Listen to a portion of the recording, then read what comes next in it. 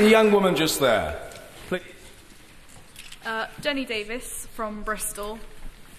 As it has been said before, this is not about teaching 5-year-olds about STDs, sort of using a condom or anything else. This is about teaching 5-year-olds to have a healthy relationship in the future. It's teaching them about body confidence, the am I normal thing, saying, you know, everyone develops different stages, everyone is ready for sex at a different age, and this is not about the facts and the figures and the birds and the bees. This should be left to when you're older.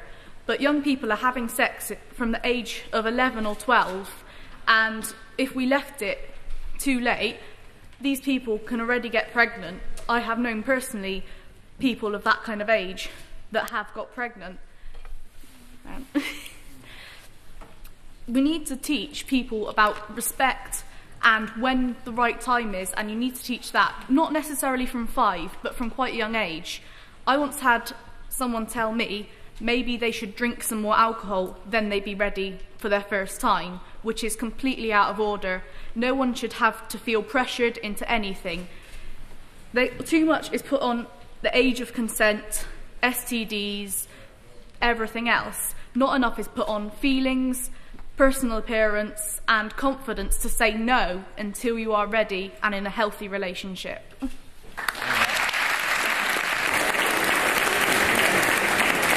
Very much indeed for what you had to say. Have we got a female member from the West Midlands who might like to contribute? No? Well, yes, I think we have. The young woman at the end there. Thank you. My name's Georgia Lee and I'm from Dudley in the West Midlands. So yeah, I'd just like to say that in primary schools I think we should just be talking about relationships and making sure that they actually know how to have a healthy relationship with another young person. But in secondary schools there's not actually that much around from our area and it needs to be improved on. The thing is that when it needs to be improved on, we need to also be talking about the relationships and sex. But also, we have youth centres and youth staff who do this training for young people to peer educate, which I think would be a good thing for young people to learn of other young people who have done. So I think maybe we should have a scheme which then puts that into schools, which then young people will feel more comfortable talking to other young people about problems like that. And I think some teachers feel quite awkward in talking about sex education, which is why some schools don't do it. And I think that situation should be dealt with in a positive way. Thank you. Thank you.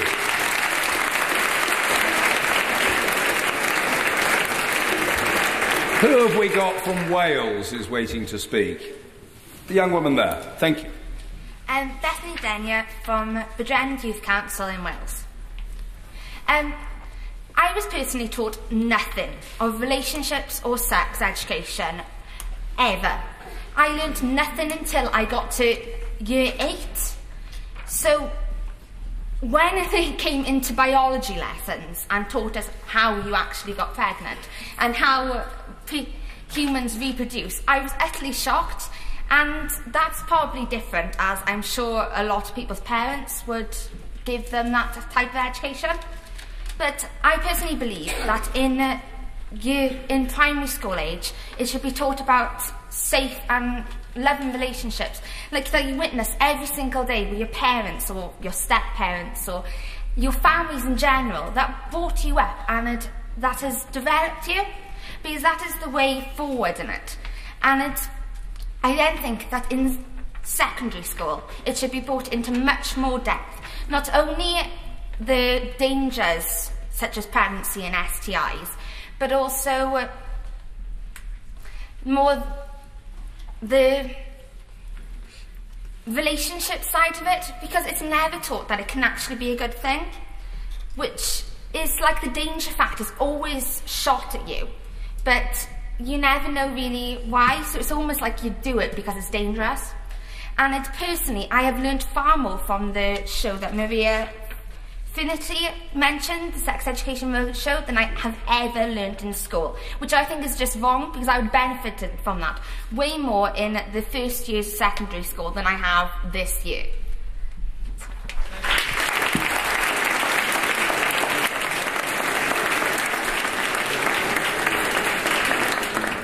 I'm going to call the young woman from Buckinghamshire.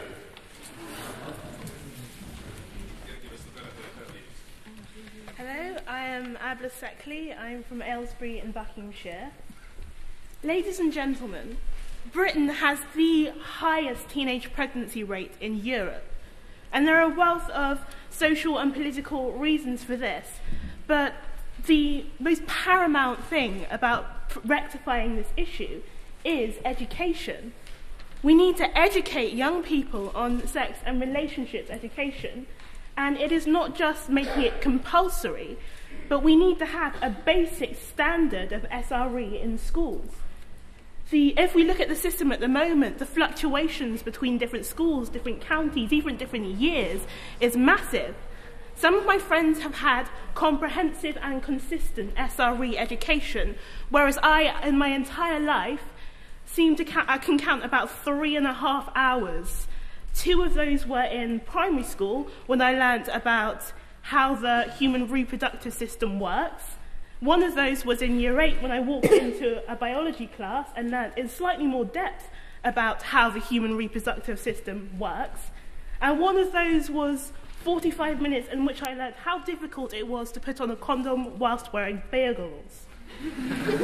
So, the thing about it is that we need to prevent young people from learning about relationships and sex through Google and gossip. We are thoroughly distorting the ideas about our relationships. We need to teach young people about contraception, about safe sex, about relationships, about how to spot an abusive relationship before it starts. It is a huge thing. And for those who say that SRE is for parents to teach their children, Mr. Speaker, if you'll allow me, I'd like to conduct a quick experiment. Who feels thoroughly mortified at the prospect of having the talk with parents? Could you please raise your hands? I have to, yeah. Mum, that's a hint if you're watching as well.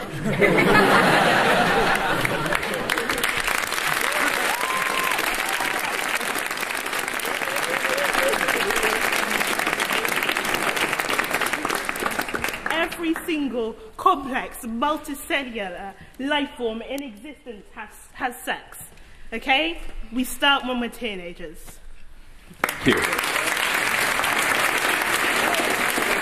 Right, before this debate is wound up, we've got time, well, I'm going to create time, for 2 very short contributions. One from somebody from Yorkshire and Humberside, from whom I think we haven't yet heard. Young woman here. And then from the east of England. Yorkshire and Humberside, briefly. Thank you. Mr. Speaker, I'm Rosie Corrigan from Yorkshire and the Humberside, and I believe that it's paramount not only to teach children and young people about what is a healthy relationship and how to manage one, but also to teach them about how to manage equality and to breed equality in society. And the only way to do that is to teach them from a young age that it's perfectly acceptable to have same-sex relationships, for example. I know that in my constituency in North Yorkshire, there still is a lot of homophobic bullying that occurs, and I'm sure that's the same across the nation. And the only way to tackle this is to teach children from a young age that it's perfectly acceptable to have a same-sex relationship, that it's perfectly normal to have a relationship, and that's the only way to stop this inequality that still does occur.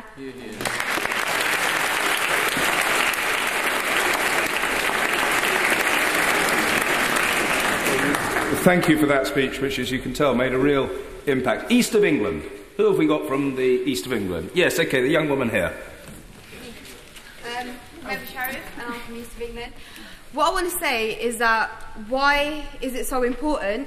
Because why should a young person be free to the internet and learn sex when it's not safe over the internet, where they could access so much different information, when you could go to a primary school in a safe environment and learn from teachers? I think it's much better. And also, what information you find like on the internet. Personally, I know quite a lot of young people that would want to know about it, and the only other solution is the internet. Because personally, I wouldn't go to my parents and talk to about sex to my parents. I wouldn't be able to do it.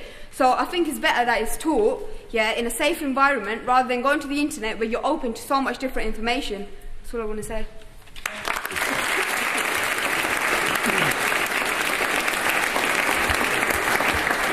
I'm afraid that exhausts the time available for backbench speeches. Please don't be upset or in any way discouraged if you didn't have the chance to speak in this debate.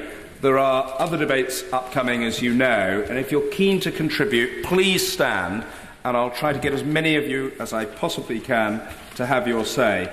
I call, and I hope you'll give her a warm welcome as I call her, Miss Felicity Stonehill, to conclude the debate.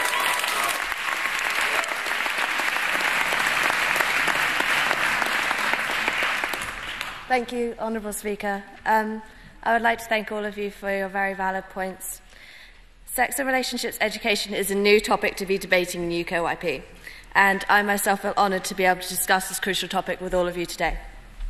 But compulsory sex and relationships education is something that UKYP strives for, and it's something we've been campaigning for over 5 years. Last year, we were just days away from making compulsory SRE law. And yes, we did have a disappointing outcome, but I believe as a unified organisation we can make the government sit up and listen to our campaign. I would like to mention, as it has already been mentioned by Poppy and many others before her, that this is not just sex education, i.e. the anatomy of it. This is sex and relationships education. Many believe teaching children about relationships from a young age, such as primary school, is vitally important for their development. And those children should understand the meanings of a relationship, such as trust and respect. Not just respect for yourself, but respect for one another. Maybe with this knowledge, as they mature, we can have a generation with a better attitude towards sex. Today we are asking, what age should this education be applied? Some would argue secondary school. Looking at an independent review of SRE, it said that many schools have worked successfully to provide effective SRE, even in faith organisations, where there are particular sensitives surrounding the delivery of SRE. Also, it is highlighted that this education is strongly valued by parents and young people. Right now, our generation can have a much disfigured view on sex, from things such as peer pressure and, as Maria mentioned, sexualised media formats. And this can lead to repercussions, such as teenage pregnancy, which is something we're all fully aware of, as we've heard so many times in the press. And this can lead to a negative opinion of our generation. And this is not the way we want young people to be represented. I think most of us can agree that sex education is important for young people. With the right education, teenagers know when to say no. So what I'm asking you today is to think about your own experiences and decide what you think could have been done differently. And if you think having sex education at a younger age would have affected you or changed your attitude towards sex and relationships today. Thank you.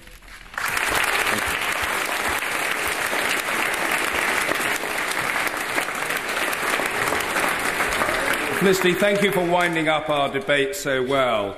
And the debate really has been very striking, characterised by people speaking with knowledge, with passion, with poise, and with fluency. And I think that you will find that the serious media will treat you with great respect, because what you've done has been frankly fantastic. It's been a great start. We now move on, because it's time for the Youth Parliament to consider the second motion of the day relating to university tuition fees as printed on the order paper.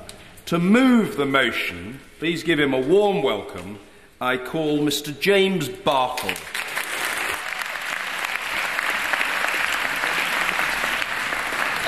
Thank you very much, Mr. Speaker. I beg to move the motion. Mr. Speaker, as members will be aware, a few weeks ago, Lord Brown published his report into the future of higher education in this country.